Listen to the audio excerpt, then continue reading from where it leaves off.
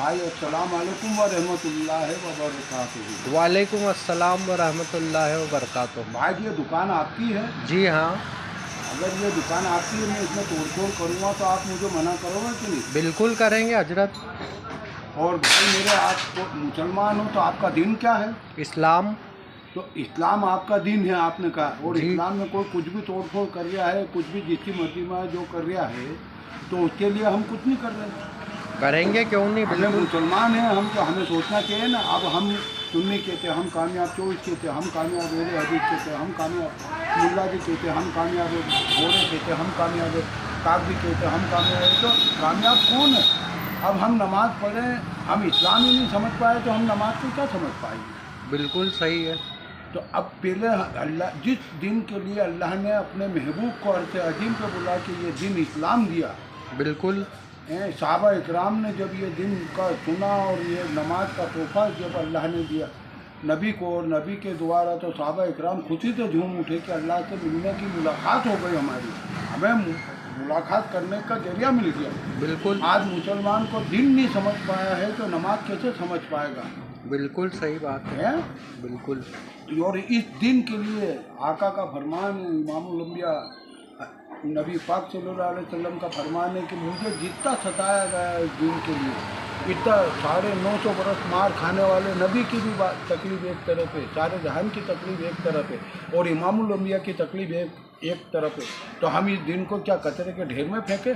नहीं, आज कोई नहीं गौर कर रहा है दिन कहाँ जा रहा है। कुरान तो बहुत दूर है, दिन की अहमियत नहीं करी। जब दिन ही नहीं समझ पाए कुरान क्या हम समझ पाएँ, और जब कुरान नहीं समझ पाए तो नमाज क्या समझ पाएंगे? किसी को आता हिया तो याद नहीं है, किसी के पाँव कहाँ जा रहे हैं, किसी के हाथ कहाँ जा रहे हैं, किसी का सर कहाँ जा रहा है। तो भाइयों गौर फिक्र करो, और इन मौलानाओं से 14वीं सदी के मौलानाओं से पूछो कि हम किसके पीछे नमाज पढ़े। सुन्नी कहते सुन्नी हम कामयाब चौबीस कहते हैं, हम कामयाब अहले हदीस कहते हैं, हम कामयाब मुल्ला जी कहते हैं, हम कामयाब हमारी नमाज सही है, हमारी नमाज चाहिए। तो हम किसके पीछे नमाज पढ़े? सही बात। सब अपने अपने फिरकों में बचे हैं, तो हम कहाँ जाए? अब इसकी गौर फिक्र करो और कोशिश करो और पूछो इन लोगों से। इनसे क्यों नहीं पूछते? जब मूसा अलैहिस्सलाम का एक मौजूदा देख के फिरौन के जादूगर पिला पैसा दे खिला, सब कुछ करके लाया, और एक मौजूदा देखा मूसा अलैहिस्सलाम का अजदा, लाठी का अजदा बना हुआ, तो वो फिरौन से नहीं डरे और सज्जे में गिर गए। जबकि वो खिला के पिला के सब कुछ करके लाया था, उसके बावजूद भी उससे नहीं डरे। जबकि सरकारी धमकी आई, दायां हाथ काटूंगा, बायां पैर काटूंगा, ये, लेकिन उसके बावजूद भी उन्हें नहीं घबराया, नहीं डरे। और आज हम इन मौलानाओं को हम खिलाते हैं, हमारे पैसे से मौलानाओं का सब कुछ चलता है, ये मखमल के कपड़े पहनते हैं, सब कुछ करते हैं, और अल्लाह ने क्या नहीं दिया रखा है इनको? जो हमारे पास रात दिन मेहनत करते हैं, वो हमारे पास कुछ नहीं, जो सब कुछ इनके पास है। ये एसी में बैठते हैं, हम धूप छाँव में मरते हैं, ऐसी गर्मियों में हमारा हेड़ी से चोटी तक पसीना आ जाता है, कहाँ रोटी टाइम पे मिली नहीं मिली है।